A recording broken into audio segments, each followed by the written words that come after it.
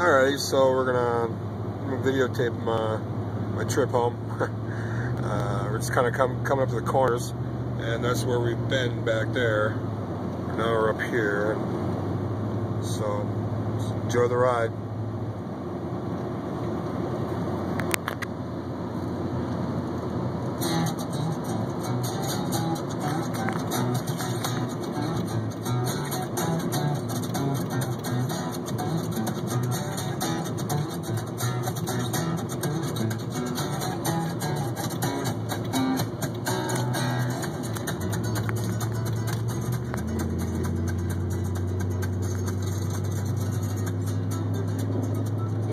All Things Considered from NPR News. On Northern Community Radio, time is coming up on 11 minutes before 5. I'm Linda Johnson. We have a found dog, female spaniel mix, found in Salt Lake Township today, east of Highway 169 on Salt Lake Road. She's a younger dog with brown and white markings, not wearing a collar.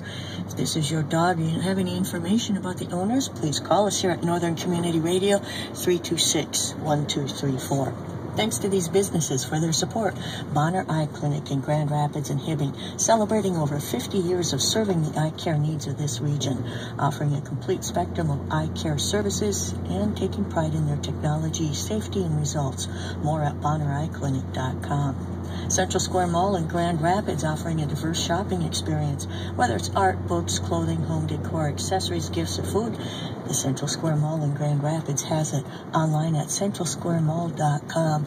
And thanks to the Woodland Bank with locations in Grand Rapids, Cohasset, Hill City, and Deer River. They love banking and the great opportunities to serve the financial needs of their customers and the needs of KEXE communities at Woodland Bank. Mostly cloudy skies tonight. Light snow, chance of light rain in the evening, then a chance of light snow after midnight with accumulations of maybe up to an inch or two. Nice. Lows in the mid-20s to mid-30s. West winds 5 to 10. Tomorrow, partly cloudy. Highs in the mid-30s to mid-40s. News continues. From NPR News, this is All Things Considered. I'm Robert Siegel. And I'm Audie Cornish. It's been a tumultuous time for orchestras around the country. Labor disputes have shut down the Minnesota Orchestra and the Indianapolis Symphony. In the past year, strikes and lockouts have affected orchestras in Chicago, Atlanta, and Louisville. Jeff London has this story on why orchestras have been struggling. Whether Mozart is on the bill or Mahler, it's an expensive proposition to present a symphony orchestra. To do the music justice, you need between 80 and 100 musicians to play it, and their salaries and healthcare benefits make up most of an orchestra's budget. Jesse Rosen, president and CEO of the League of American Orchestras, a service organization that represents professional and community ensembles, says the last half of the 20th century was a period of enormous growth for performing arts organizations. And that included the importance of elevating the stature of performing artists, including musicians, to people who were deserving of a living wage and full-time employment in as many cases as possible. That was driven by federal funding through the National Endowment for the Arts and corporate philanthropy. But a lot of that money has dried up, and many orchestras from the top tier to the bottom have seen their subscription sales drop, endowments shrink, and philanthropic giving decline.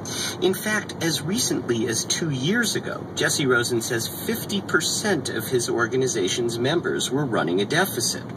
It may be a coincidence that so many musicians' contracts have recently come up for renewal, but it's not surprising that when they do, orchestra players are being asked to make concessions, sometimes significant ones. The blood in the streets from all these strikes and lockouts has now come to a head. Ray Hare is president of the American Federation of Musicians, the union which represents orchestral players. He says labor negotiations have become increasingly contentious in today's environment. I think over the last decade, there's been a change in the attitudes from the employers towards labor unions in general. And I think it's finally made its way into the symphonic sector, which is practically 100% unionized. It's not just employers. Orchestra board members, many of whom come from the corporate world, are exerting their influence. That's certainly the case in Indianapolis, where there's an interim executive director and no development or marketing director. So the board is negotiating a new contract, one that asks musicians to take about a 30% salary cut, says Richard Graff, a French horn player who's chair of the Musicians Negotiating Committee. The problem in the arts world is you cannot cut your way to prosperity. You can't cut what you do and expect to raise more money. They want us to perform almost 8 weeks less a year. Well, that will bring in a whole lot less money, that will bring in a whole lot less donors, and we will have a lot less audience see us. When we do that, we will make even less money, and it's a downward spiral. And that's what we're seeing all across all of the American orchestras right now. The Indianapolis musicians have been locked out since the beginning of September. The symphony management declined to speak to NPR, but sent a statement which reads, in part, the ISO must take immediate steps to bring expenses in line with income and become significantly less dependent on the ISO Foundation's endowment, which has been depleted of more than $50 million over the past 5-year period.